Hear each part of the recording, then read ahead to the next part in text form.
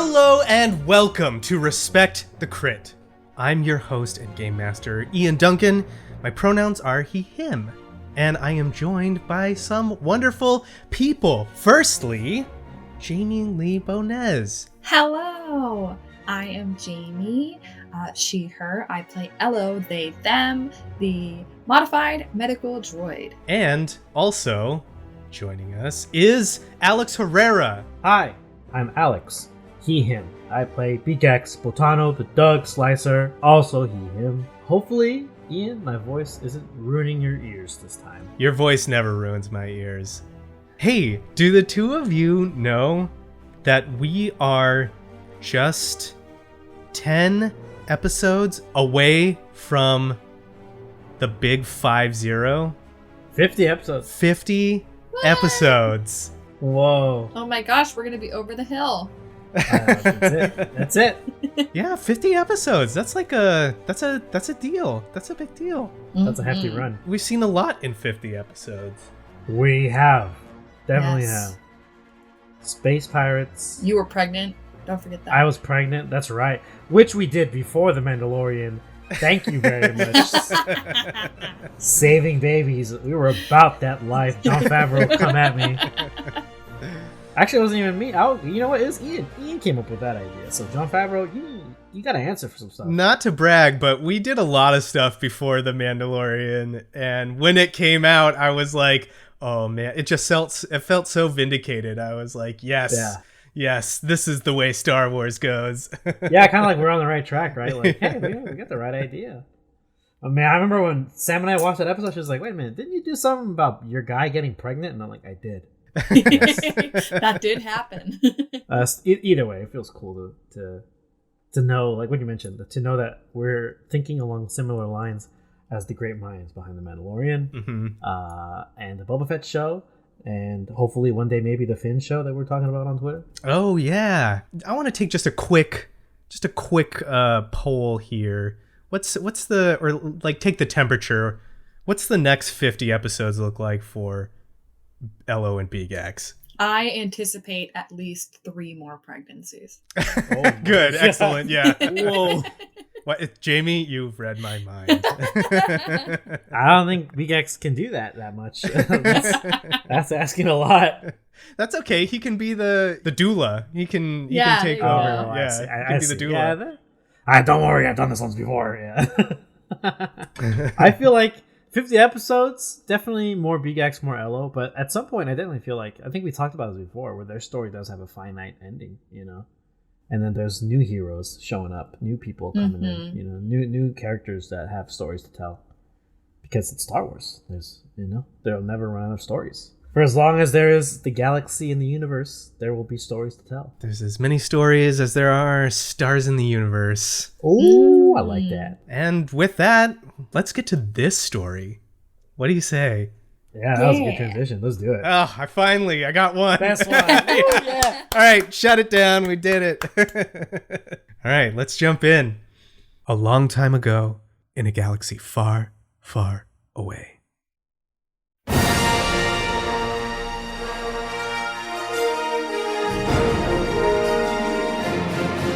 Episode 40, Liminality of Luminous Beings. A crew of the Way return from a dangerous detour codenamed the Dollhouse, a derelict Imperial research vessel whose inhabitants stalked our fearless fringers as they tried to loot the abandoned ship.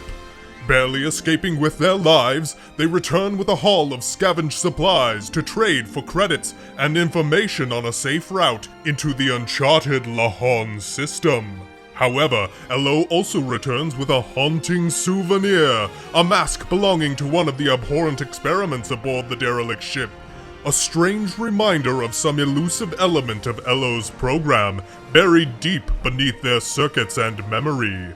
The crew returns to the Ring of Kafrene to sell off their goods, get some well-earned R&R, and begin their next journey into the unknown regions of wild space.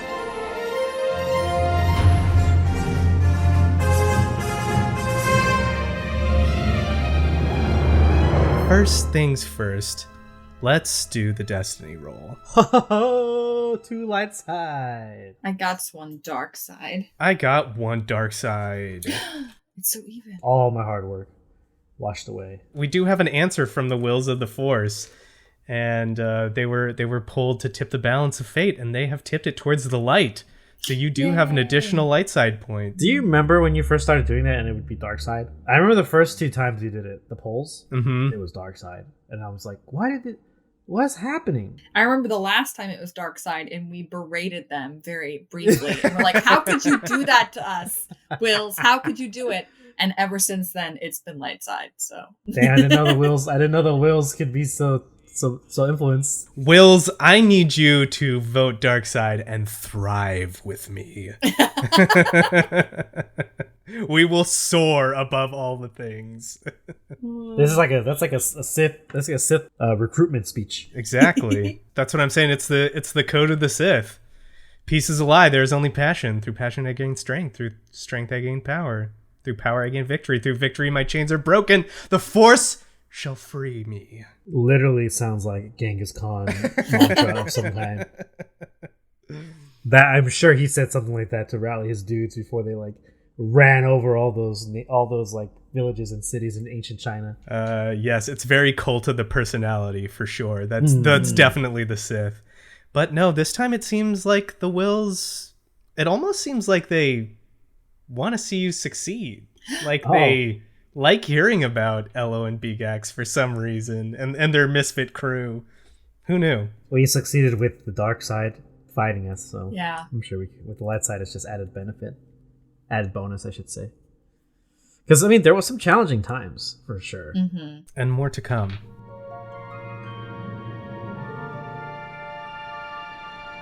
The way makes its way back to the Ring of Kafrene. You get back into Vampronalis's dock there, where you had your ship repaired, and he greets you, and he's sort of disappointed with the haul that you have, but credits are credits, right? So he's gonna take that and fence it, and he's also gonna try and find a way, like some kind of coordinates or way to get you to Lehon in wild space, which is what you were looking for. So you've got some time to kill. You've got some downtime. What is LO doing in this downtime? I want to find the robot spot in town. The robot spot in town. The droid the droid the place. droid hangout, man. I don't think we've talked about this yet. Yeah. Let's go hang out at the droid hangout and get me some fix me up, Doc. Okay, cool. Yeah, so there's probably like a droid repair area, all droid run, so they know exactly like what you need. Though when LO gets there, it's kind of like, oh wow, this is kind of a custom job. Like we've got all kinds of droid going on here. But yeah, they're able to you're able to get like an oil bath, get some R&R. What would LO enjoy at like basically a droid spa? I think definitely the oil bath. That sounds nice. And whatever a droid equivalent of like cucumbers on the eyes, maybe some bolts. I don't know. It's like those electroid pads that you put on for like EKG machine. Yeah, so like the TENS unit. Yeah. Things, yes, 100%. Yeah. Yeah, something that would not be good for organic life, but for droids, oh man, it hits. It's so good. Yeah, it's so good. Would you care for anything else? No, I think probably the basics. You know, Elo's not a very fancy. Just get me back to working order, and I'll be good to go. Gotcha. So you're just going for the standard package. Yeah, standard package. That deluxe package is a ripoff anyway. No wax and buff either. No. They don't shine you up like C-3PO. Maybe some welding for like their scrapes and cuts and things to just sort of like piece them back together, so no like external wires are showing anymore. Oh, sure. Yeah. Some cosmetic fixing up. Sounds good. Yeah. They got you get a very fussy but very attentive a repair droid who, kits you out. So does that change any part of LO? Like, do you have like a new colored arm or anything like that? Oh, I don't know if anything was up to the point where it was like beyond repair. I mean, this can just be cosmetic. Like you can swap skins basically if you want. Ooh, that sounds kind of cool. Yeah, I'll do like a different type arm.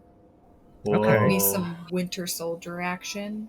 Okay. So like a security droid arm stuck Sure, on there. yeah. That sounds dope. Okay. From one of the security droids on that fucking casino that we went to. Yeah, you get like a whole. Yeah, you're like, hit me with that security droid arm. Mm-hmm. That looks nice. I'll take that one. I definitely, while they're doing all of this, though, I don't want anybody touching my mask. Like, that's staying where it is. Don't go near it. Oh yeah, gotcha. Yeah. Someone goes to like take that off of you. What are they met with? Ella's just gonna put their hand over it and say, "Leave that, please." This serves no function. It serves the function of sentimentality. I'm sorry. I don't understand. That must be an organic function. Just leave it. And so it is left.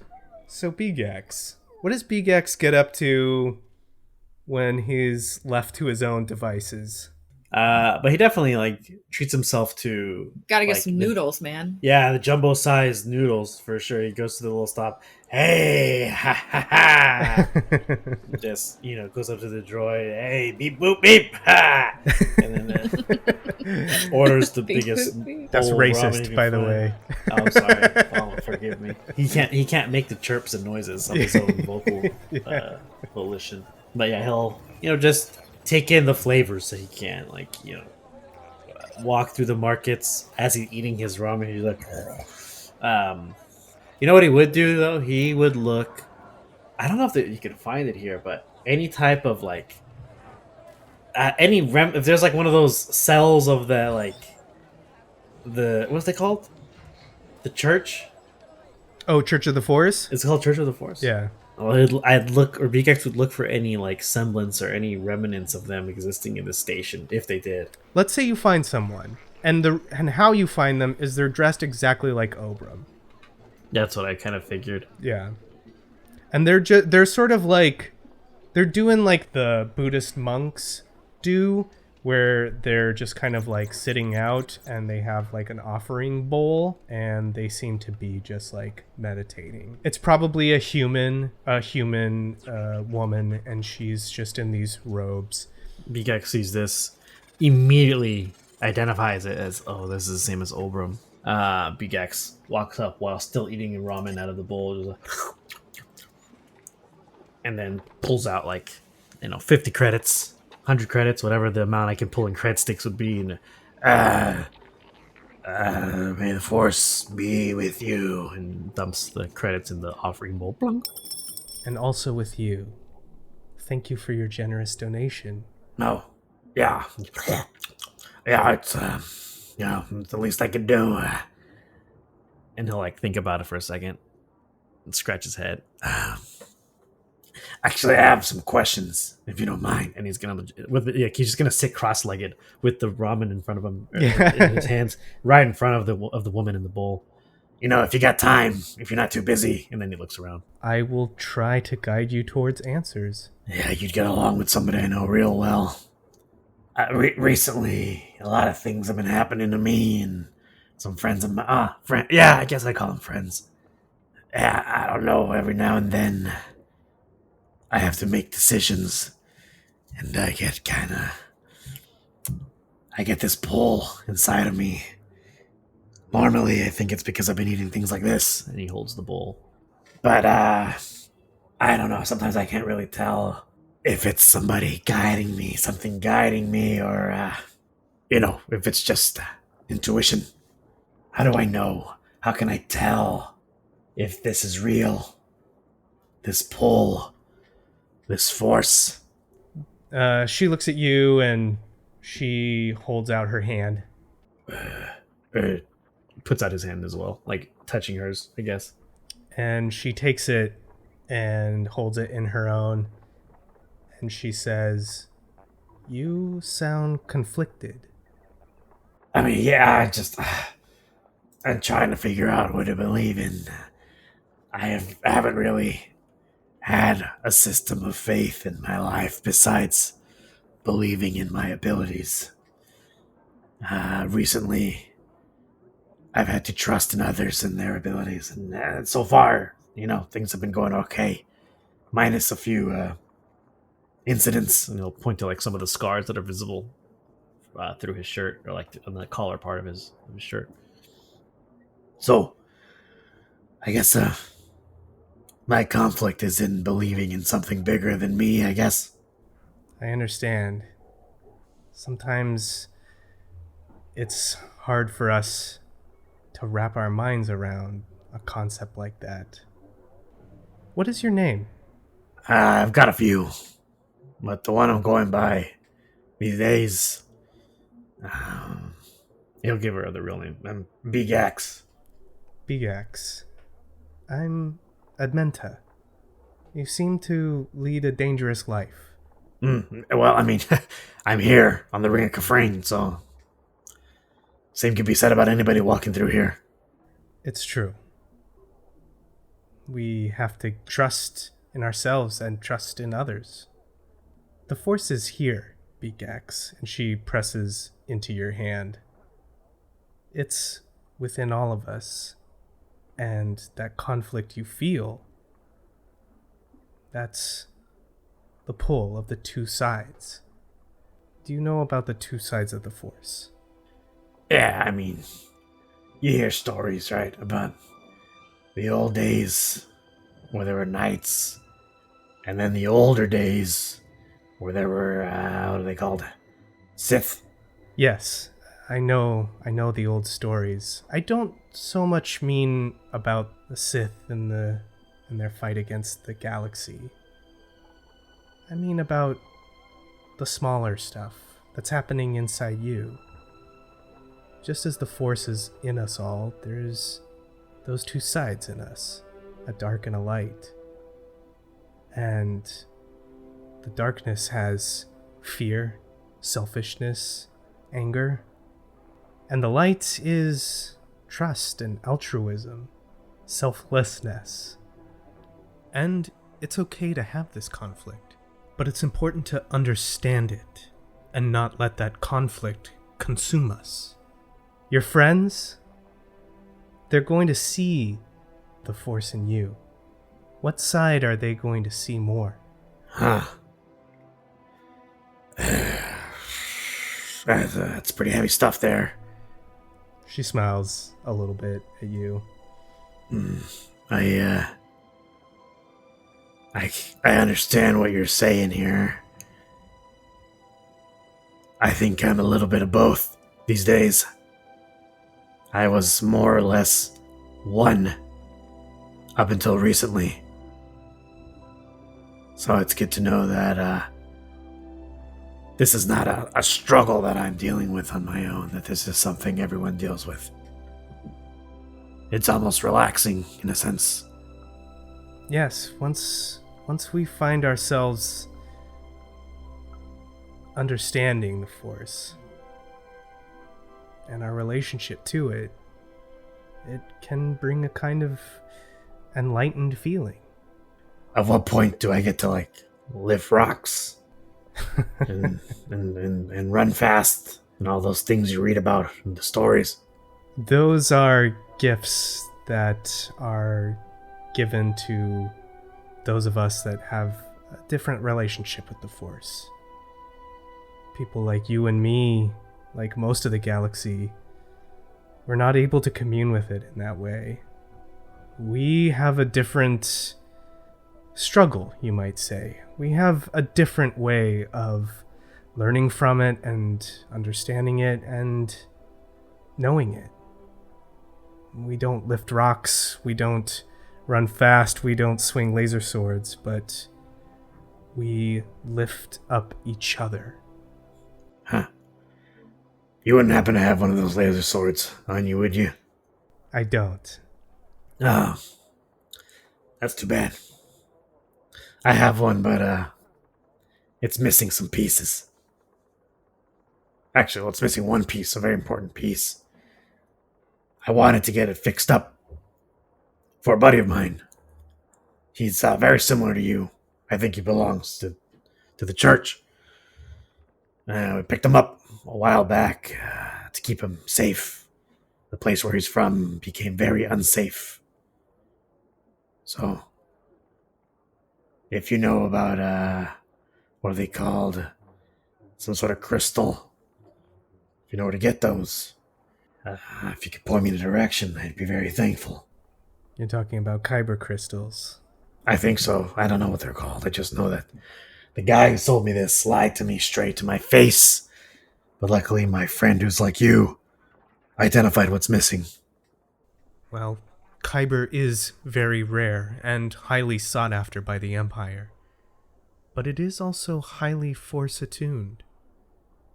And it is said that kyber crystals choose the ones who find them. So if kyber is what you are seeking, trust in the force, and it will guide you. BGX is gonna make the same face that I'm making right now. Just like squishing his face, like, okay. Like, great. Yeah, that's the part I don't really enjoy. Patience. Well, He'll get up. I appreciate the talk. Thank you. I appreciate the talk as well, and the donation. Thank you. Well, good luck. Good luck to you, BGX. May the force be with you. He'll like point, give her a finger gun. Yeah, you too. Oh, wait. And also with you. She nods her head and goes back to meditating. He'll walk away, still eating his ramen, and realize that he finished it. And he'll be like, I think one bowl's enough. and he'll find a trash receptacle droid. As it zooms past him, he just chucks it in the top of the droid.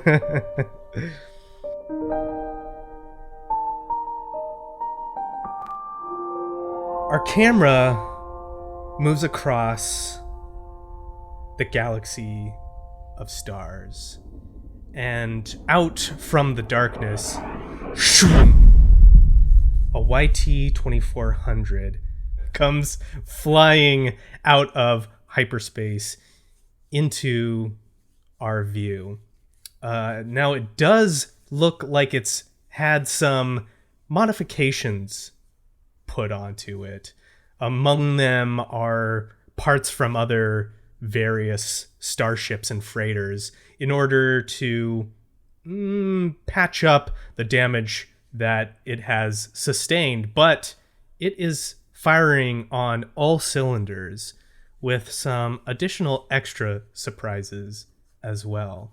Its crew is traveling far into the reaches of wild space, unknown territories that are unmapped and little explored by the denizens of the known galaxy. And here they are, out in the middle of nowhere. Now, this is a long journey.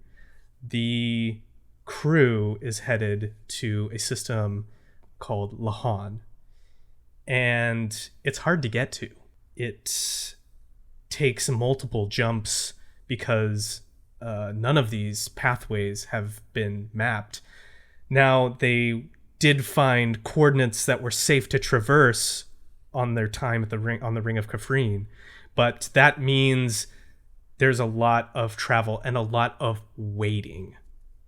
A lot of waiting for astrogation calculations to be compiled, the actual travel itself through hyperspace, waiting to be clear of stellar phenomenon. We cut inside and we see Verse kind of look back, and she gets on the intercoms of the ship and says, "One more jump. We gotta wait for R4 to do the calculations and figure it out, so we're gonna hang out here for a little bit." What is BGAX doing with his time here waiting? Bigax would probably be in his quarters, since he knows that R4 is handling the navigations and Verse is, I guess, on shift for this particular portion of making sure Rat doesn't jump us to somewhere he wants to go.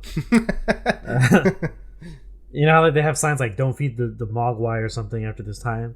It's like double check all astrogation charts or all jump points before jumping, and there's an arrow pointing at Rat, and the sign is like written on like some sort of like food container that's been converted into like a cardboard thing that's pasted or like attached to near a console with the arrow pointing at Rat. So Bigax would be in his quarters, looking over his, I would say it's his right arm, which now has these small, almost like metal plating on certain parts of them, and he's kind of adjusting, like moving his hand around, looking at his finger, and the fingertip of his index finger kind of splits open symmetrically, and then a small data cable comes out of it, and he kind of analyzes it, and then it retracts and closes, and he's like, well worth the creds. And he flexes it, and then he looks at his skin on his limbs, and they have, at times, they look normal, and over, like, he'll twist his arm, and you can see there's almost like this metallic sheen, but it still remains the same consistency and color of the normal kind of dark duck skin that he has. And then he'll blink really quickly, and he'll see kind of a readout of his room from his eyesight. And it's just like really basic readout stuff, like not about X-ray vision or anything like that, just like basic UI elements. And it has like a readout of his health, like, okay, stress 0, heartbeat regular, and he kind of blinks and the HUD goes away. And he just kind of goes over these new adjustments or cybernetic modifications that he has. And he'll sigh, almost like a breath of relief. Oh, it's gonna make things way easier. And he's gonna hop out of his little stool and walk out the door into the main hallway or causeway to go see what everyone else is doing. Yeah, he's had some adjustments since the Ring of Kafrene. All to make him better at slicing too. Yeah, it's like, to him, it's like they're small things, but now that he's got these 3, it's kind of like, it's almost like a plastic surgery addiction where he's like, whoa, like, whoa, what else is next? But mechanically, unfortunately, he's at his limit with these 3. I imagine too, it's like when you get a new phone or like a new computer or something, and it's all like brand new, and you're like, ooh, what's this cool toy that I've got? Oh yeah. He's like trying to make any excuse. Hey, check it out. Like when someone's trying to flex and point, he's like pointing on purpose so that his arm is in people's faces. They can see the pain threshold tolerance thing, the skin enhancement. Oh, check it out. Look, what's that? Like pointing to up in the ceiling. And our camera follows Bigax down the hall for a little bit, and then swerves off in another direction to LO. And what's LO been doing while waiting with all this travel? I think if Bigax were to come into the common area, he would see LO maybe sitting with Obram, playing a card game or something. They've been spending a lot of their free time with him, sort of picking his brain about their last conversation, about their memories or flash forward back timey-wimey things. So through all these jumps, they've been sort of like sticking near him. Interesting. Cool. Has Elo learned anything from these conversations? I think maybe Elo has a better understanding of the Force, and because it was more like a general thing before, and maybe understands more the inner workings of like what Obram believes it to be. She's had a few sermons from the Church of Obram. Oh, absolutely. Absolutely. And I think Elo may process too that like maybe this is why Obram's kind of out here on his own, is like his sermons tend to be like super out there a little bit, and like really it's like someone talking to you about astrophysics and you're like, what is this? Right, like, man, your brain is just so cool and interesting.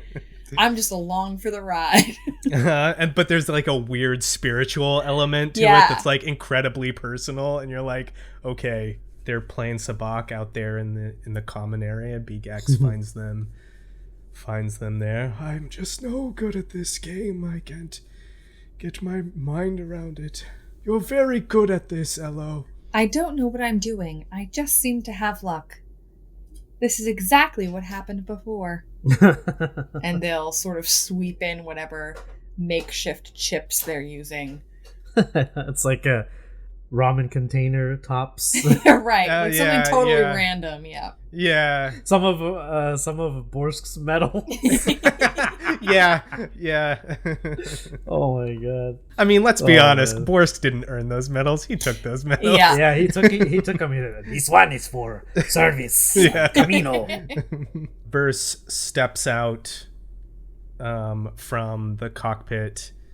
Okay, yeah, we're set to jump in a little bit. Did you check the coordinates? Like double check because He'll like motion towards the cockpit.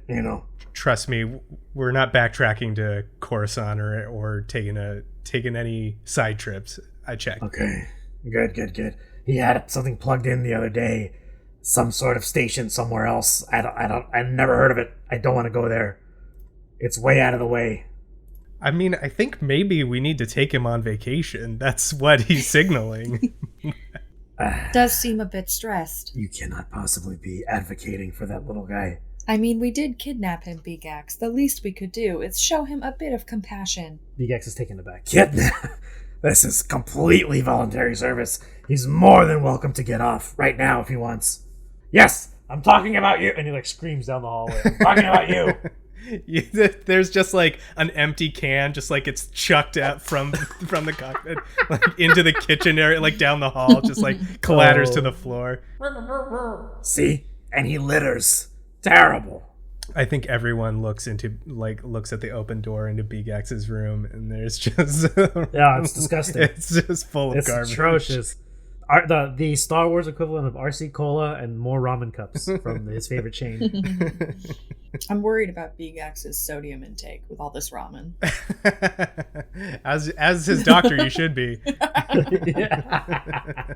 He's gonna get a critical injury from just what he's eating. It's not even from going to zero. Elo's got some different eyes as well. Elo, I wouldn't say that the eye is too out of place because Elo has been sort of mismatched-y before, so now it's just that their eyes no longer are the same. And they have the same sort of interface that Bigax has, though not reading off any sort of life signs or anything. It more has to do with like their memory bank and things like that. But their arm is definitely more enhanced than it was before. This new arm is shiny and new. They've got all these digits that are very fun for Elo to play around with now. Oh, are there extra digits? Could be. This is Star Wars. Yeah, why not? The 6-fingered droid. That'd be kind of cool, actually. I mean, we are outlaws technically. So. Where is the mask? I would say that is still attached. It hasn't moved since being put near Elo's back shoulder. Verse kind of walks over to Elo. You got a minute? Can we talk? Sure. Obram, I'll be right back. Maybe you can go over the rules one more time. I don't think that will help. And Elo will put down, their hand or whatever and walk over to Verse. How can I assist you? Let's go to your medical area, if that's okay. Of course. And as they're sort of walking, Elo will just ask, have you been injured in any way? Not since the last time. But that seems to be healing up. What about you? I'm feeling brand new, and they will sort of like flare out their new arm. it's the fancy new thing. It has been nice to decompress on the ship for a while. Yeah, I gotta be honest. I don't think it's just Rat. I think it's all of us. We're all a bit stressed, right? Yes, perhaps after this next endeavor, we can talk about taking a vacation. You get to medical, and you walk in. First closes the door, and she walks over to your patient bench. She leans on it, puts her hands on it. I bring this up, Elo, because I'm worried about you. What is it you'd like to bring up? I'm worried you're gonna hurt yourself. Or you're gonna hurt one of us. Well, what happened to Creed was an accident. We were in the midst of battle. Yeah, I get that. I understand that maybe it's not something you can control. Or maybe something you don't have any power over. I'm not sure I understand.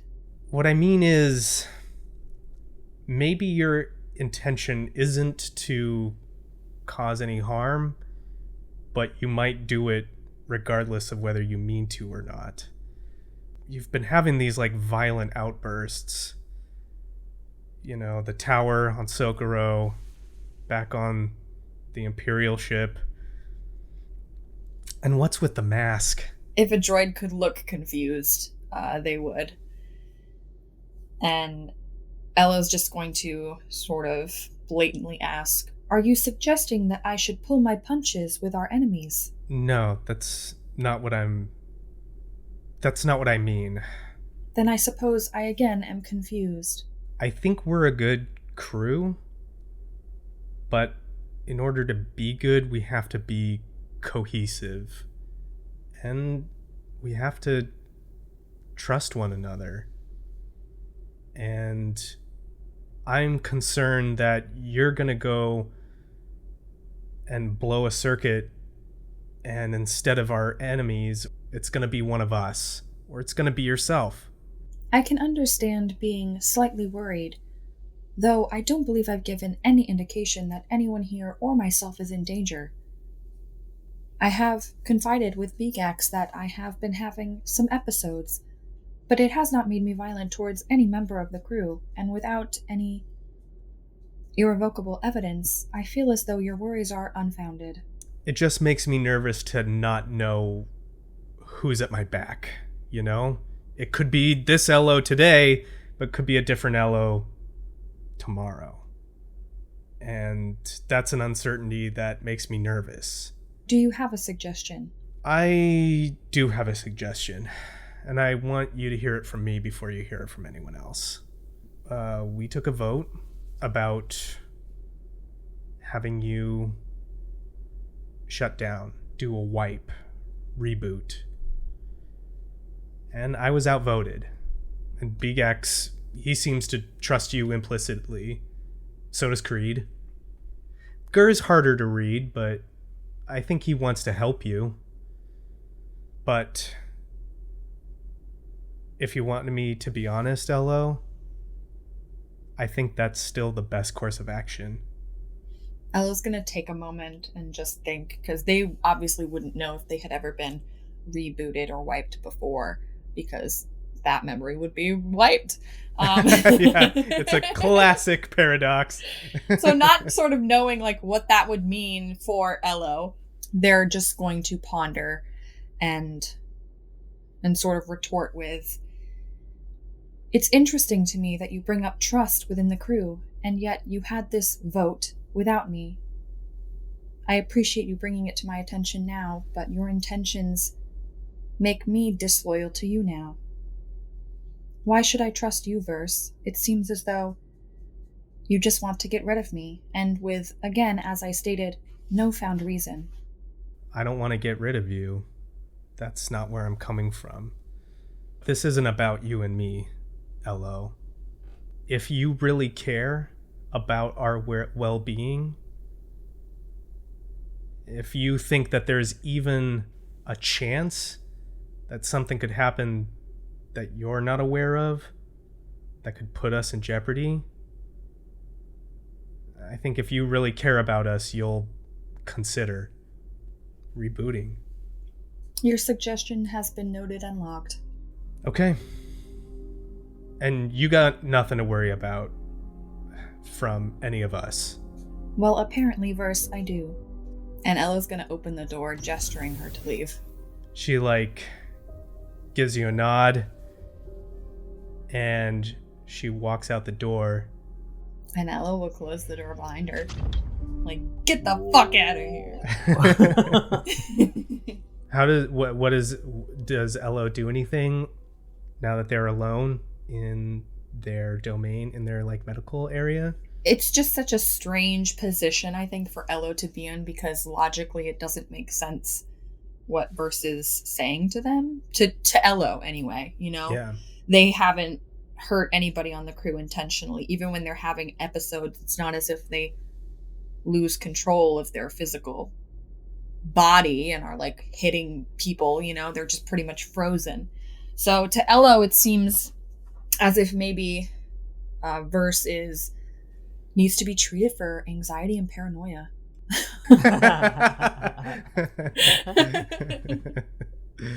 You know what? Maybe a little bit. Maybe a little bit. But yeah, they'll go sit in the corner and just sort of like rehash the conversation. And the fact that the crew took a vote without them being involved does irk Elo a bit. I think Elo knows too that like resetting, like doing a reset means basically you go away. Mm-hmm. Like all those things that you have logged about like Borsk and everything, like all that goes. Right. So it's like a big deal. Yeah. Yeah. Also, I don't know, like to me, like when you put it in terms of that way, it seems a bit insensitive for somebody to just ask somebody, hey, can you just give up everything about you as a person? Because I'm scared for no reason. To me, that sounds like, and maybe we're going a little off topic here, but like all the people lobbying and pushing for agendas that put other people down simply because they exist. That's what it feels like to me. Yeah. Although in this instance, I feel to me it feels like Verse is doing so because she's afraid. Like, yeah, Jamie said she's afraid, but also the part of her being insensitive is, I think, is because she doesn't know. Verse doesn't seem the kind of person who has worked around droids, or maybe they have existed around them, but they've never probably interacted with them the way that, like, say, someone like BGAX has, or someone like, someone who pilots with astromech droids and stuff, because they value the droids, I guess, experience, in whatever particular function they serve, versus being a piece of equipment. Yeah, and this is like this is a struggle that in the Star Wars universe is like, are droids sentient? Like, how do we treat them? Yeah, interesting, cool. Okay, so the ship jumps away into light speed. Hello, fringers, spacers, all my scum and villainy, and the Rebel Alliance.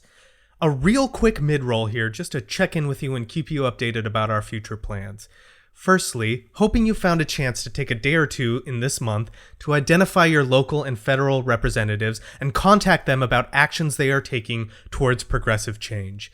It's the end of June, and as Pride Month is coming to a close, there are still extremely vicious anti-trans legislation, specifically targeting trans youth in regards to healthcare and exclusion from public school sports. These bills in states like Wisconsin, South Carolina, Texas, Louisiana, Maine, and others unjustly target trans people and threaten the health and safety of trans children in our communities. Find out how your lawmakers are voting on any of these kinds of bills and demand they keep this bigotry out of our state governments, especially if you live in any of the states with this kind of discriminatory legislation. Also, on a federal level, Republican senators are using the filibuster to repeatedly block the For the People Act, or H.R. 1, a bill that would expand voting rights, limit gerrymandering, and dismantle many of the Republican efforts to disenfranchise voters in their districts. Contact your congressional representatives and U.S. senators to demand an end to the historically flawed filibuster and to vote in favor of the For the People Act to bring more equality and equity to our democratic process. And please, continue to find time in your schedule to raise this awareness among our lawmakers. Remember, one day a month, plan it, make room for it. Use it to educate yourself to who is representing you and to empower yourself by working towards progressive change. We have tools, resources, and a really supportive community that can help you in our official Discord. So come by and check us out. Also, as mentioned before, we will be putting our Star Wars campaign on hold while Jamie takes some time with her expanding family. While she's doing that, we'll be exploring a new world, new characters, new stories, and a new RPG system. That system will be the Fallout role-playing game by Modifius. It just came out and we're really excited about it. We still got a few surprises about it that we'll keep for now, but keep listening to the mid-rolls and checking our social media where we'll be releasing information about that upcoming campaign. And we hope you'll be excited as we are to explore the wasteland in our story set in the Fallout universe. That's it. Thank you all for listening, and now please enjoy the rest of the episode.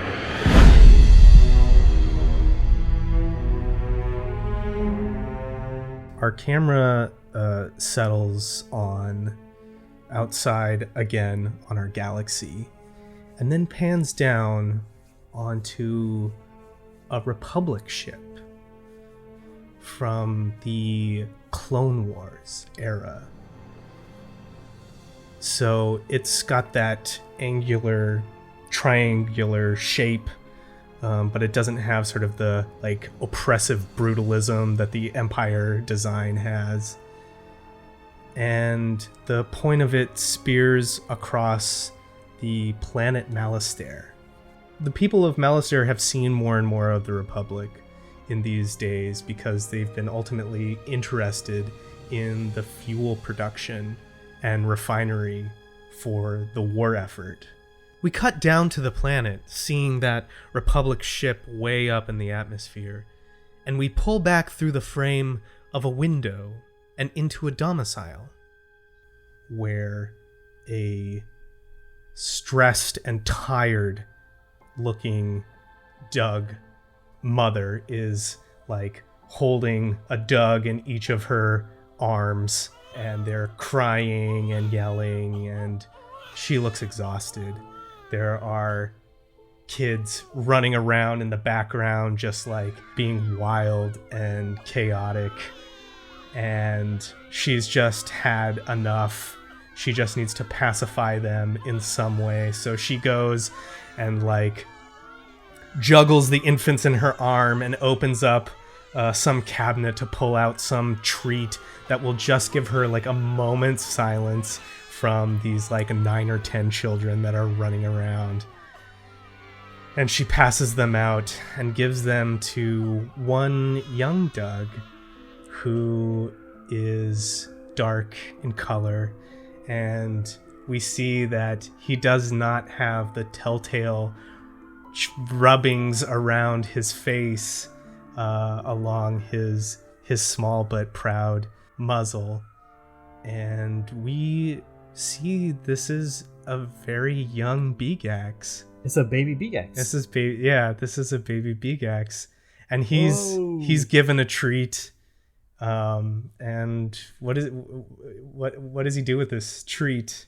It's very rare, I think, because in the upbringing it was a very rare thing for him to get anything. In his hands, it's pretty large, and like in the mom's hands, probably like the size of like maybe an oversized cracker or something. But in his hand, this thing is massive, right? It's like a Samsung phone. He's like, oh. And I guess I don't know what a baby Begax would. Is this for me? His mother looks down and she's like, yes, please, just go be quiet somewhere. Okay. And he'll kind of scamper off, and as he gets like checking his shoulders for any of the other siblings that might be around, and he'll just take a piece off and like just scarf it down the way he eats the noodles, but it's this like large, half of a large cracker. He gets about a couple of bites in before, another sibling does come up. And it's probably like an older sister or something like that. And just this like shadow of this older sibling, so like taller, broader, meaner. And the sister just sneers down at Begax and points at his treat. Mine! And he, for a second, has this look of panic in his face, like fear that I don't think anyone currently who knows him will have. It was not a familiar sight, but he has fear, and he looks up. No, And he thinks for a second what to do, and he just scarfs the whole thing, puts it in his mouth, and just proudly sticks his face out and chews aggressively, like he's eating it, and you can't have it. He gobbles this treat down in one bite, not even being able to like savor its sweetness or its taste or its texture. It's all just being crushed into his mouth in order to hold on to like the possessiveness of this thing that is given to him. And this sibling just like snarls like and reels back one of their arms and just brings down a fist right into him. What does Bigax do? Well, he is much smaller than the sibling, so he just takes the first one, obviously. Pow! So I think after the first one, his head gets knocked back. Whatever bits were still in his mouth fly and scatter across the floor. Maybe some spit smears the side of this hallway that he's in, where he was trying to get away from everyone. And as he brings his head back to face the older sibling, the rage, which has been shown before, fills his eyes, his body. You can see his little tiny baby Doug fists clench, and he lets out a roar, a tiny lion cub roar, as he spears the older sibling. But instead of like trying to punch them, he goes for their legs, because he knows that a dog without his legs is like a fish on dry land, and he just wraps around the legs and tries to bring them down. Make me a brawl check. Well, but I'm different. Is the same stats? Yeah, you are different. So what do you think? How do you think that's reflected? My rank is 1, so I have 1 yellow and 2 greens. I think it's like inverse, right? So it'd be like maybe 1 green. Sure, yeah. Let's call it 1 green, and we'll make it a hard check here. So 3 purple. 2 failures. You go for the legs, and the spirit is willing, but the flesh is like tiny baby Bigax. Yeah. And Bigax slams up against the legs of his older sister, but they put their foot out like on your forehead and just turn you around, use your own momentum against you to like slam you to the ground. And she stands over you, growls in your ear, holding your arm. Never forget, mine. What's yours? Mine. He's just on the ground, like squealing. He can't move. He's like squirming, but every time he moves, he feels the pain from his wrist shooting down and reminding him, like, yeah, you're in trouble, buddy. And eventually she lets you go and leaves Bigax alone in this corner of the house. The house is small, but this is like the one place he can be alone. But that also means that there's no one to console him.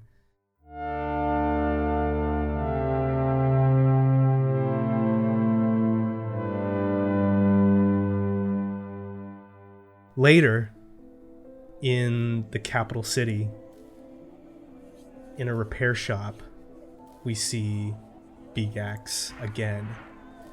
And times are tough in the war. Many Doug can't afford new tech, so they go and get it repaired. And Bigax has been in a lot of stores like this. Maybe not this one before, but he's been in places like this. There's an old timer at the counter that's pretending not to watch Bigax as he's going through the shelves and the aisles. And the thing about places like this is, I think Bigax, a little bit older now, knows you can take this stuff, and if you know the right people, you can trade it for credits.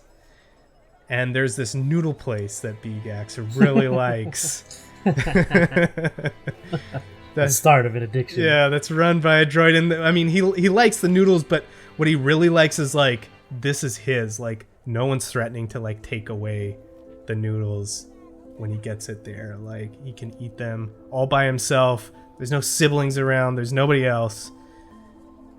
and he looks at a piece of equipment that's on the shelf. To him, it looks kind of funny. We see that it's a slicing deck, but it looks expensive. What does Big Axe do? Well, he looks at it and kind of picks it up. I envision it being like almost like a keyboard, right? Like a regular sized keyboard, but with a screen that can pop open from on top of it. So it's almost like a folding screen. And he'll lift it up and hold it at an awkward angle, turning it around, seeing the name and make. Huh. Interesting. Begins the slow chin rub. Cautiously kind of leans back, looking down the aisle towards where the old man is sitting at the desk. Sees the old man not looking at him, but maybe like smoking from some sort of pipe and reading something on like a data pad. BKX has this really big smile on his face. Easy pickings. And he collapses the screen, takes the slicing deck, and places it into his slightly oversized clothing that he's wearing. Begins to normal dog walk out of the shop. Hey! I saw you take that, put that back. Hey! Where you going? Yeah, you see this Doug like, boop, like hit a button, and a chain gate begins to come down over the door, rolling down. What does Big Axe do? He sees this and he thinks, I need to get out of here. I cannot get arrested. He's going to try Indiana Jones roll under the gate as it's coming down. Give me an average athletics coordination check. 1 success, 1 advantage. So tell me what it looks like sliding under this gate. Big X hears the old man roaring, and he immediately goes into a stride. And so Big X sees the gate kind of rolling down, and he does like a baseball dive. When his upper body hits the floor, his upper half tucks in and he does a roll. Only part of his clothing gets caught in the gate, but he's still out on the other side of the gate. The clothing kind of just rips off, like the oversized coat just, and all he's got underneath is like the basic tunic. It's got stains, there's holes in it. You can tell, like, oh, this guy's not well off. And he's got like this holster where he put the deck in, and there's other stuff from other stores nearby, like some power converters, data pad parts, some tools. So he gets out and he stands up and he looks through the gate and he sees the old man. Hey! He kind of just smiles. Sorry, Gramps. And he just about to take off in another direction.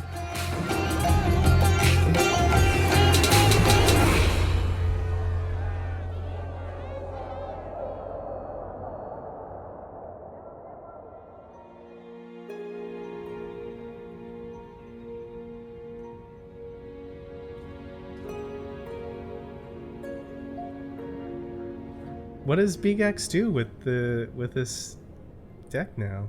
He'd probably go to the area around his house, not in his house, because he can hear people inside, and he's like, no, I don't want them to see this. So he'll climb, like, he'll go an alley near the house, or near the domicile, and climb. So he's on this section of roofing that's not even his roof. It's probably like whoever lives above them's roof, and how he looks off into the rest of Malistaire, from the outskirts of Malistaire, because I'm assuming where his area is. And he sees the ships leaving and going, he sees the cars, and then there's like somebody in a building next door that has a screen, a hollow screen, with holovids of pod racing. That's how he watches pod racing, from across the way, and he's just like watching, and he's like, oh, wow. And he has like a cup of that, whatever the RC Cola equivalent is, right there. And then there's like a bunch of the stuff he got from earlier. But the thing he's looking at is the deck, and he's kind of like flipping it around, and he'll accidentally turn it on. He has no idea how this thing works, and so when he opens the screen, wow, he clicks on it, and he's cycling through, and then he gets to something that he's never encountered before. It's like a security lock, and it's like, access denied. Please put in password. What? And he's very upset. He like scratches his head, scratches his chin, and he starts just, hitting stuff on the keyboard. Pop, pop, pop, pop. Nothing. And the first thought he has, he's like, I don't want to go back. He tries to forget about it and enjoy his drink as he watches the rest of his neighborhood and some of the districts and beyond the confines of the area he lives in, but it just keeps eating at him. Day turns into dusk, and days pass as Bigax has this thing, and he's hidden it away in a secret spot that no one knows, in a place where he goes to be by himself. And eventually, against the better judgment of his mind, he goes back to the repair shop. Only with that. The other stuff he kept already fenced. Yeah, sure. Yeah, you come back, and there's this old timer there. He's again behind this counter, and he's like, welcome. Kind of like looks up, and he goes, "You!" Hey, come on. I came back for a reason. He hits the button, and the chain thing comes down again. You guys look behind him. I wasn't planning on leaving anyways. And he puts a hand out, pulls the deck out and puts it on the desk, and opens up the screen, flips it around, and pushes it forward. What does this mean? You think you can come into my shop and take my stuff and start asking questions to me? Huh? And he looks around. I mean, you don't have any customers, 1. 2, I don't think this thing's legal. And 3, you don't have any customers. Okay, 2 of those things are the same thing, and none of them are important. And then he leans over the desk and he squints at you and he's like, "Hey, ain't you that Botano kid?" Which one? There's like 10 of us. Yeah, that's right. There's a lot of you running around, huh? Your poor mother. How she had to push all of you out. No, after the first 3, you kind of just slide out. So, Kid, you come in here and you disrespect your mother like that? I mean, respect is a 2-way street. And, she hasn't been my mother in a long time. If you count not feeding kids and giving up and going to the cantinas. Is that what's happening at your house? Yeah, it's kind of every day. Look, I'm not here for family therapy or whatever it is that softies do. You hungry? I mean, I'm a growing boy. Yeah, I'm always hungry. But I'm not here for that. And he points to the deck. I want to know, how do you get past this? How do you do this? Do you know what this is? Do you know what you stole from me? He'll repeat the name. Yeah, it's, and then whatever the Sidon Industries deck. That's what it says on the back. You can read. That's good. That's a start. And he leans back and he, takes one of his feet and, rubs his chin. Okay. You want to know how to use this, huh? That's the idea. I tell you what. You come back here in the morning tomorrow. Sharp. Early. I get up early. I'm old and I'm cranky. Okay, yeah, early's fine. You come back here, and I'll show you how to use this thing. And I better never catch you taking anything again. Am I clear? Or I'm gonna tell your mother, and then she's gonna have one less child to worry about. You get what I'm saying? Yeah, I mean, you can tell her, but she might be all zoned out from the chems, so... Ah, God, kid. He, reaches under the cabinet and, he puts a protein bar, on the thing and, slides it over to you. And he says, tomorrow. Early. Big X not. Yeah, that's fine. And he kind of starts eating the protein bar. The wrapper crinkles into, like almost when a kid drinks a Capri Sun and they don't stop, except this is a protein bar. And it just keeps going down and down until there's just wrapper left, and he crumples it up, puts it in his pocket. And then he looks at the deck. Do I keep that, or do you keep that? I'm gonna keep it. You can come here and learn how to use it. Okay, fine. Oh. And then he reaches in his pocket, puts out, 2 power converters, some small, spare parts that he possibly grabbed as he was walking up to the counter from the the shelving. I mean, if we're being even, fair and even, and just Plops. It's like change falling onto a counter. Clink, clink, clink. Without looking down at it, it's keeping eye contact with you. He slams his hand down on the stolen stuff and just like drags it back over to him. And then we cut to later, maybe weeks later, and we see Bigax working on this deck. And gradually he learns how to do more and more with it. And this old Doug, what's his name? I was thinking it was like Ampri, something around those lines. This old Doug, Ampri, he's looking over Bigax's shoulder and he's like, oh, that's pretty good. You're pretty good at this. You're kind of like kind of natural a little bit. Let's see if we can give you something harder to do. Did you say hotter or harder? I can't tell sometimes. Shut up and listen. Okay. He like faces forward. Bigax is really fast at this. And it could be that he's young, but it's almost like you know what's going to happen before it happens. Oh boy. Oh, why did you tell me that? Yeah, it's like chess almost.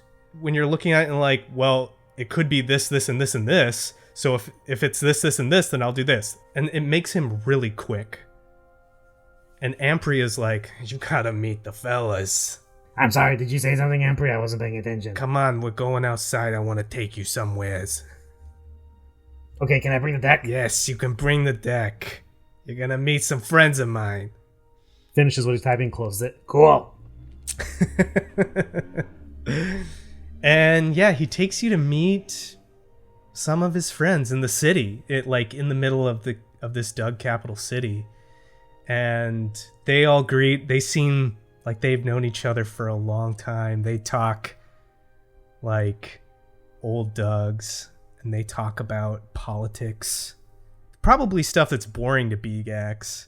Definitely, 110%. Yeah, like how things should be better for the Doug, and what they should be doing to make things better once the Republic pushes out the Separatists. It's like almost like they have like an Elk Lodge meeting room or something, like one of those little like old man clubs, but there's posters on the wall of like anti-Gran propaganda in there. And so it's like one of the first signs I think we see of Bigax getting that mentality that he had when this adventure first started, where he was just like, I hate Grans. Yeah. They took away my land. They did all that blah, blah, blah, blah.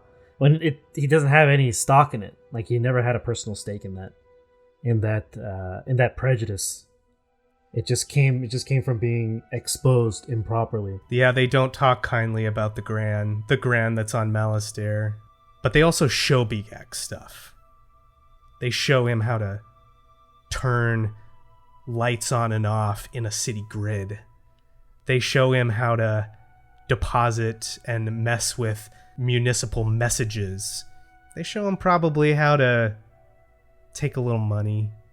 But they're also like giving him stuff that's harder and harder to crack progressively. I'd like to say that one of his favorite exercises is something we're familiar with: infiltrating fire suppression systems. Yeah, totally, yeah, definitely. It's like his crossword puzzles. Every time he meets, they've got like another. I want you to check out this program to see if you can get around it. Yeah, okay, no problem. Gets a hold of it, just looks at it. Oh, okay, yeah, I get it. Going through it. So, am I supposed to control all the fire systems in the starport, or just one of them? And he shows them the screens. What? Well, because I'm hardwired in, so I can actually access most of the stuff. The starport here, And then he starts like tabbing between different screens. this one here, And then he gets to like a Republic-controlled outpost of some kind. this one too. I told you he was good, huh? Didn't I say he was good and fast too? And for the first time, Bigax is the center of attention here. Bigax is getting praise, and he's good at something. What does that feel like for Bigax?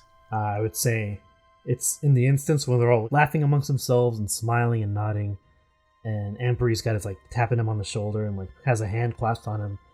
Bigax realizes like, oh, this is what good feels like. this is what a parent should be, right? This is what it feels like, as opposed to the other side of the coin where he gets flashbacks of his mother giving him the treat and just saying, go, just like basically F off, like get out of here. And then flashbacks to him coming home after a night of taking stuff from, numerous repair shops, and she's passed out on whatever kind of couch they have in the living room. She's just kind of zoned out. And he snaps back to here where Ampri's got his hand on his shoulder. He has a sense of pride, and he's thinking like, well, if I can do this, I can do anything. Kind of like that big moment where he realizes, like, I can get out of here. I have the ability to shape my future. And this guy's going to basically guide me there. Ampri, I think in this moment, he's like, you're going to be faster than any pod racer ever with this. With your talent, Big X. Yeah, you'll go faster than any of those machines could ever go. And you're going to go farther, too. I can't imagine going faster than the pod racer. You might blow up. I see it in you. And he kind of just smiles up at him, then back to the group, and he'll take the deck. Let me show you something else I learned how to do yesterday. And as he's showing him, we cut to much later. Big X now working in a similar fashion on a different machine. Now for the new Empire. Crisp uniform, part of this program, opened up on Malastare. And this is his mission. This is the important code that he cracked, the insurgents' data that he was able to decode.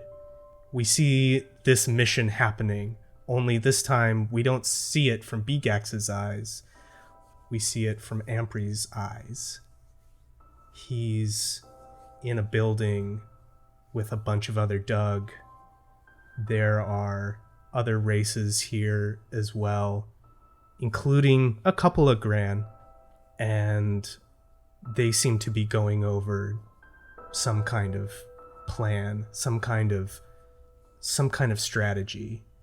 The couple of these old timers who are slicing, coding messages, making it difficult for the Emperor to find them, have been found.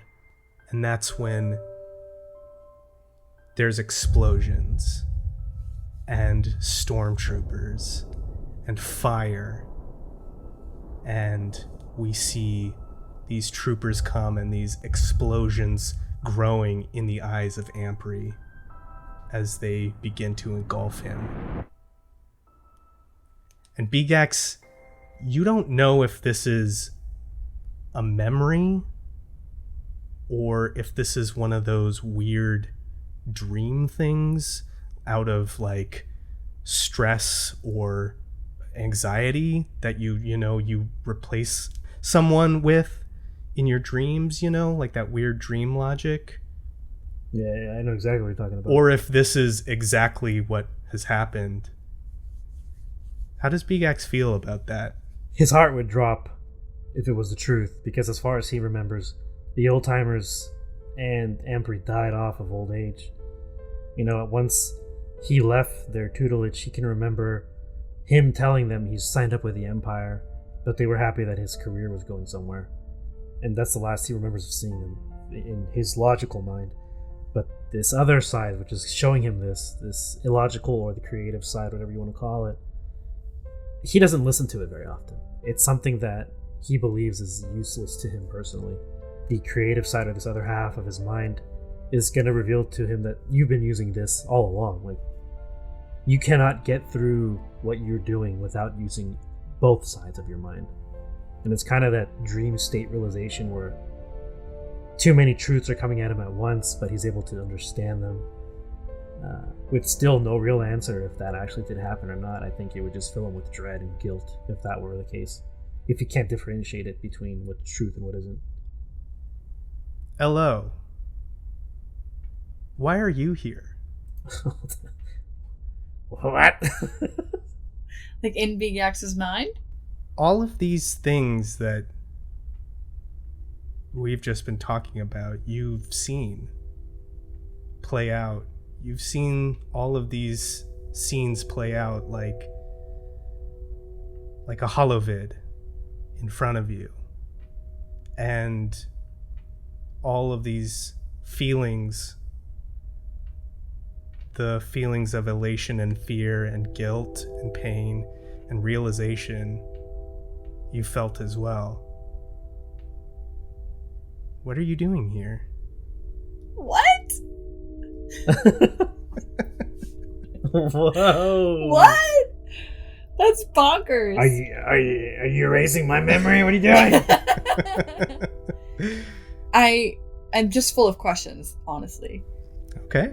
Am I in Big Axe's dream? Like, is he going to wake up in his quarters and be like, oh, Ella was just in my dream. That's weird. Or is it like I am experiencing these things through Big Axe's eyes? It's very similar to how Elo accesses their void when they sort of go into into their data banks and choose the data that they want to recollect or revisit. Only this time, you're not choosing this data to go over. It's sort of being chosen for you. Okay, then I'm gonna try a thing. I want to talk to Big Axe in this fever dream. What do you want to say? Elo is going to attempt, in their mind, or maybe Big Axe's mind, who the fuck knows, in somebody's mind, they're going to attempt to look over at Big Axe and just say his name. Big Axe, is that you? Big Axe, someone says your name. I assume I'm like in some weird, disoriented, half corporeal memory, half I'm not there but I am here kind of thing where I'm pulling back. I'm aware that I'm watching something, and I believe I have the feeling of control in there still. Like, oh, I know how this played out. I know how this goes. But then I hear this voice, and it pulls me maybe like one layer back to where I'm now a spectator. Yeah, like that weird dream logic. Alex, would you roll me the force die, please? 1 light side.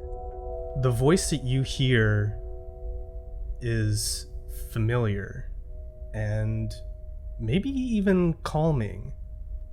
It sounds both like it's a million miles away out of time, but also like it's incredibly close. Whoa. Well, I picture Elo seeing Big Axe's physical response of like him in his own sort of void, sort of looking around, beckoning, hello? What? Hello? And Elo's consciousness is going to try to inch closer and closer. And even though I don't know that they have corporeal form in this space, is going to try to reach out for Big Axe and touch him and say, Big Axe, it's me, Elo. And is going to like try to grab his arm or his shoulder. You feel your hand moving through this space, and Big Axe, you hear these words, and a familiar arm, a new shiny arm, one that you recognize, begins to reach out towards you. And as it touches you, you wake up. There is a horrendous shaking and a sarcastic beeping over the PA from Rat, who says, "We're here in Lehon. Wake up." He like shoots up, sitting up in his bunk. Like kind of getting this weird taste out of his mouth. Shakes his head a little bit. Puts his feet on the floor, the cold floor of the room. Blinks. Looks at the table where he has his deck. gets up, grabs like just whatever tunic he can find, slips it on, and opens his door. And before going to the cockpit, he's going to go to the medbay first. And he's going to go to the medbay and open the medbay door as it hisses open. You do. Is Lo in there? Probably. Were they asleep? Well, I think, Jamie, you are answering the question, do droids dream of electric sheep? But I was more asking was that another episode of LO's where there's like the green mist? Or was that like I was joining Big X in his dream space? No mist as far as you can tell. Okay. Interesting. You open up the med bay and Lo is there. Big X walks in and closes the door behind him. Okay. I'm gonna ask you something, and I need you to be honest with me, Lo. Is that mask magic or something?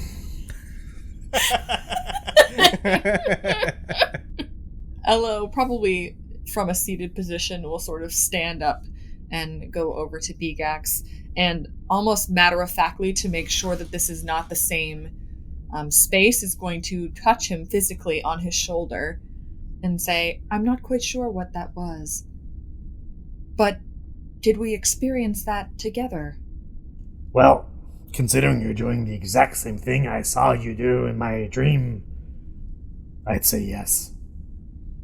And he's going to stop and kind of pace a little bit behind Lo and towards like the medical shelves in the back, and kind of just put his hands on the cabinet or like on the sink area. Oh boy. You know, if I were a betting man, which I'm not, because gambling is a vice that I don't approve of, even though we did it earlier, I would bet that And he closes his eyes as he looks up, not looking at Lo. I bet one of us has a little bit of something called the Force in him. And I'm gonna bet again and say that it's probably not me, which makes this a whole lot more confusing. He's going to turn around and look at Lo. I think your previous owner, before Borsk, might have some answers for us. But we're nowhere near where we need to be to find them. So, for now, I say we don't, And he puts his hands up. we don't share this with anyone. Is that agreed? Agreed. This is all quite overwhelming. Yeah. And then, once we find my friend, we're gonna find your previous owner. Because this, And he kind of puts a finger between both of them, pointing at him. we need to figure this out. If it's something that has to do with the Force, then that means everything we did was supposed to happen. And I find that hard to believe. It just doesn't make any sense. No. And though I won't share this experience, I would like to mention something to Obram. We'd spoken of this earlier. The possibility of the Force. That's probably a good idea. He's the expert. I just don't want him blabbering like he normally does about all the other stuff with others, especially in that verse. Maker, she's a real piece of work, that one. Yes, I did have a conversation with Verse recently. Oh, what about? She expressed concern, stating that she, along with other members of the crew, had voted to wipe my memory, that they were worried for their safety. Oh, she told you that, huh? Well, I voted for you, if that matters. Yeah, she didn't garner the support I think she she thought she would. And if she tried to reset your mind, I would vaporize her, so don't worry about that. Well, at this point, with all of the abnormalities going on, I'm not quite sure what wiping my mind would do. That's true. Well, it's not gonna happen either way. Yes, I am worried though. Burst may be suffering from anxiety and paranoia. Yeah, she's some from something. I won't speak of this to anyone else, though you shouldn't be ashamed, Bigax. You were quite the cute little Doug. He like stops what he's doing. He's like messing with his hands and he stops and looks up. Wait. You saw the whole thing? Ella's just gonna give like a stern nod. Well, the last thing I need from my first mate / doctor is sympathy. If that's even possible. I forget what you can and can't feel. I feel the lines blur even more every day. Well, don't waste it on me. Well, it seems as though we have arrived. We should probably find your friend. Yeah, He's gonna straighten up. good idea. And you see, he looks at Elo's grenade bandolier that they have now, and he stops, points at it. What? Did you buy that? Yes. It seemed fun. And they're gonna sort of grab a hold of it, like, check out my new accessory. And he's still pointing at it, just like kind of questioning, tilts his head. Why didn't I see you buy that? I mean, you did get quite a lot of surgical procedures done. You were a bit preoccupied. That's right, yeah, I was on a lot of drugs. Okay. Just promise me you're gonna let me know before you throw one of those if I'm really close. Of course. Okay. And he gets the medical bay door, hisses open, and he kind of nods and heads to his room to get his gear. Before he leaves, Elo is just gonna say, and though I'm not trying to garner any sympathy, Bigax, you should know that I believe Ampri would be very proud of who you are today. He stops before he exits, and without looking at Elo, you can tell when you say Ampri, one hand is still like on the medbay door console, but now it's his fingers are kind of growing into the, like they're getting tighter around the manual release. Hey, Elo, just, I know you saw my mind and everything. Don't talk about him. Please. Consider it wiped. Well, don't joke about that either.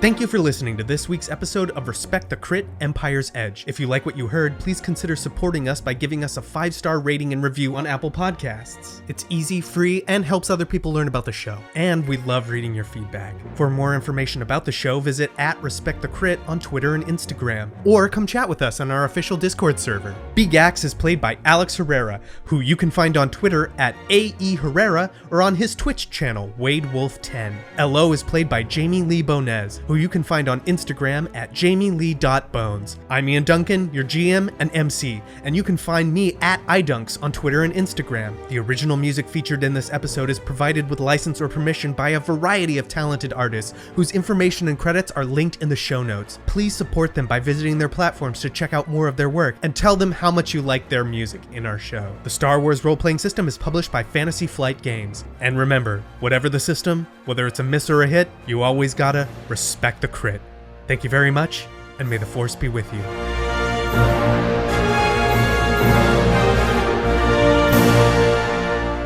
I love how Elo is like, versus fears are unfounded. I have a whole bunch of grenades I'm going to be throwing at everyone. Here are my grenades. A droid with a grenade bandolier, also known as IG-80. I know. Elo is becoming more and more an assassin droid by the purchase, by every time we level up. It's the environment, the circumstances they're being put in. It just, I can't help it. Fair enough.